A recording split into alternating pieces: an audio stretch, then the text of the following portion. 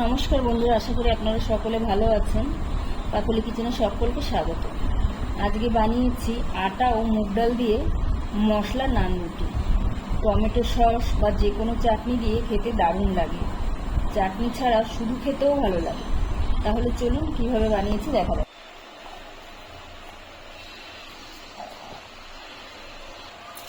এখানে আমি 2.5 কাপের মতন আটা নিলাম।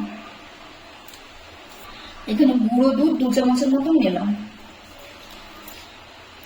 লবণ দিয়ে দিচ্ছি পরিমাণ মতো, চিনি 1 চামচ, 1 চামচের মতো ইস্ট দিয়ে দিলাম, কিছুটা জল হাত দিয়ে ডলে আমি দিয়ে দিলাম, আর সামান্য পরিমাণে কালারের জন্য একটু হলুদ দিলাম। এখন আমি সবকিছু হাত দিয়ে প্রথমে মিশিয়ে নেবো ভালো করে।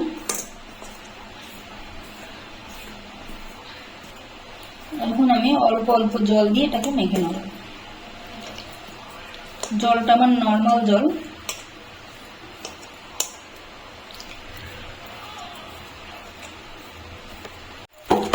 দেখুন, এটাকে শক্ত করেই মাখতে হবে, কেননা রেস্টে রাখার পরে অনেকটা নরম হয়ে যাবে। আর এটা আটা নরম হলে বেলার সময় আমার অসুবিধা হবে।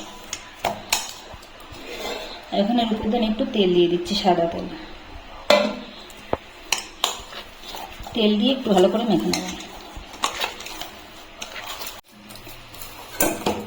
আমি একটু সময় নিয়ে ভালো করে ঠেসে ঠেসে মেখে নিয়েছি। এখন আমি আধ ঘন্টার জন্য রেস্টে রেখে দেবো ঢেকে। ততক্ষণ আমি ভেতরের পুরটা তৈরি করে নিই। এখানে মুগ ডাল আর বাদাম নিয়েছি। আমি 10 মিনিটের জন্য আগে ভিজিয়ে রেখেছিলাম, তারপর জল ঝরিয়ে নিয়ে নিয়েছি।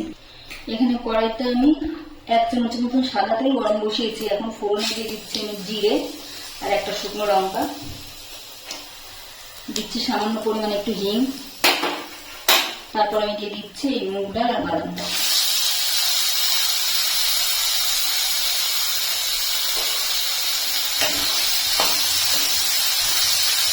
এর মধ্যে দিয়ে দিচ্ছি আদা আর রসুন গ্রেট করা। তখন আমি সব কিছু ভালো করে ভেজে নেব।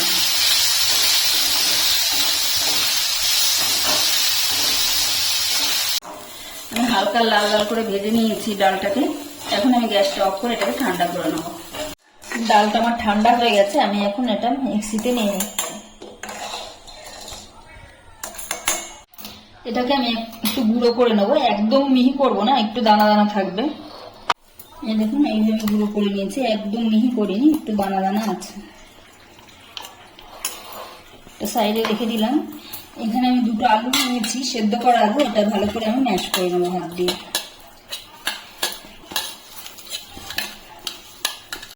আমি আলুটা ভালো করে ম্যাশ করে নিয়েছি। এখন আমি এর মধ্যে দিয়ে দিচ্ছি পরিমাণ মতন লবণ, কারণ ডালে আমি লবণ দিইনি। এই আলুর ভিতরে একটু বেশি করে দিয়ে দিলাম। দিচ্ছি একটু গোলমরিচের গুঁড়ো, আর দিচ্ছি ম্যাগি মশলা। আমি 1 প্যাকেট পুরোটাই দিয়ে দিলাম। আর দিচ্ছি ধনেপাতা কুচি। এরপরে ডালটার ভেতরে দিয়ে দেবো।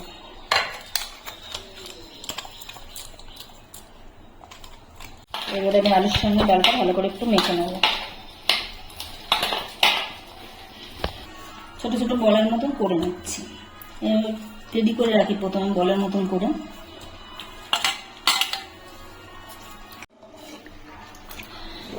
এই দেখুন, আলুটা কত সুন্দর ফুলে গেছে। এখন আগে কতটা নরম হয়ে গেছে।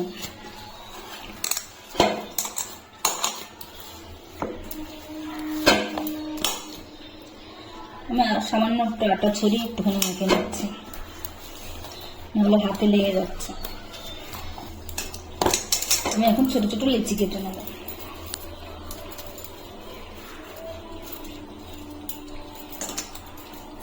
এই সাইজের লেচি কেটে নিচ্ছি। হাতে আমি একটু আটা লাগিয়ে নিয়েছি, নাহলে হাতের সঙ্গে লেগে যাবে। এখন আমি বাটির মতন করে নেবো। এখন গোল করে নিই, বাটির মতন করে নেবো। তারপরে একটা করে বল এর ভিতরে দিয়ে দিচ্ছি, দিয়ে মুখটাকে এইভাবে আটকাতে হবে।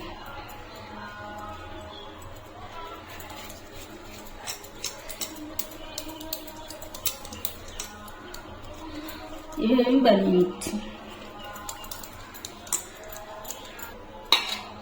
একটা বলের ভিতরে দিয়ে দিচ্ছি।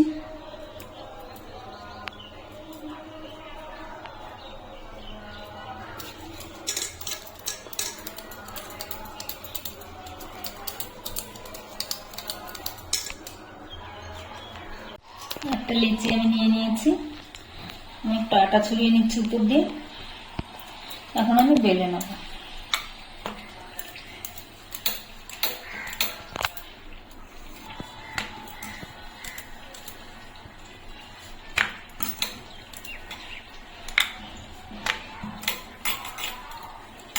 এই সাইজের আমি বেললাম, রুটির চাইতে একটু ছোট থাকবে, এরকম পুরো এরকম থাকবে মোটা।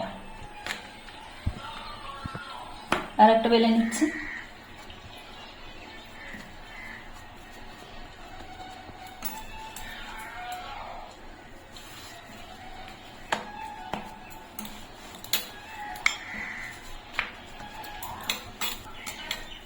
এরকম এরকম মোটা থাকবে, খুব বেশি পাতলাও না আর একেবারে খুব বেশি মোটাও না। এইভাবে আমি 4-5টাকে প্রথম বেলে নিই, তারপরে ভাজবো। প্রথমে আমি এই কটা বেলে নিয়েছি, এগুলোকে প্রথমে ভেজে নিই, তারপরে আমি পরেরগুলো করবো। আমি একটা চাটু গরম বসিয়েছি, আমি এখন একটা দিয়ে দিলাম। এক সাইড হয়ে গেলে আর এক সাইড আমি উল্টে দিলাম। এই দেখুন কত সুন্দর ফুলে উঠেছে। আপনারা চাইলে তেল দিয়েও ভাজতে পারেন, আমি তেল দিচ্ছি না, আমি ভাজা হয়ে গেলে আমি ঘি ব্রাশ করে নেব। আমি এভাবে তুলে নিচ্ছি, আমি উপর দিয়ে ঘি ব্রাশ করে নিচ্ছি। এক সাইডে ঘি লাগাবো, দুই সাইডে লাগাতে হবে না, এক সাইডে আমি লাগিয়ে নিচ্ছি। আর এটার ওই উপর সাইডটা আমি লাগিয়ে দিচ্ছি।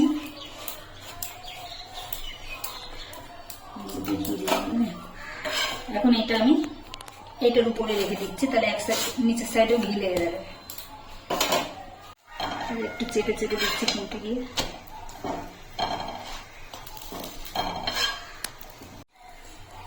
হালকা খুঁটে দিয়ে একটু চেপে দিলে একদম বলের মতন গোল হয়ে যাবে।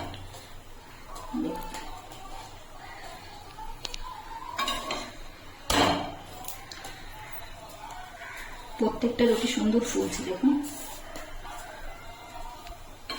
এখন আমি উপরে রেখে দিলাম, মানে একটা সাইডেই ঘি লাগালে দুদিকে লেগে যাবে।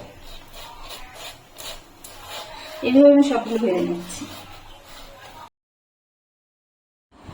রেসিপিটি যদি ভালো লাগে তাহলে একটা লাইক, কমেন্ট ও সাবস্ক্রাইব করে পাশে থাকার অনুরোধ রইল।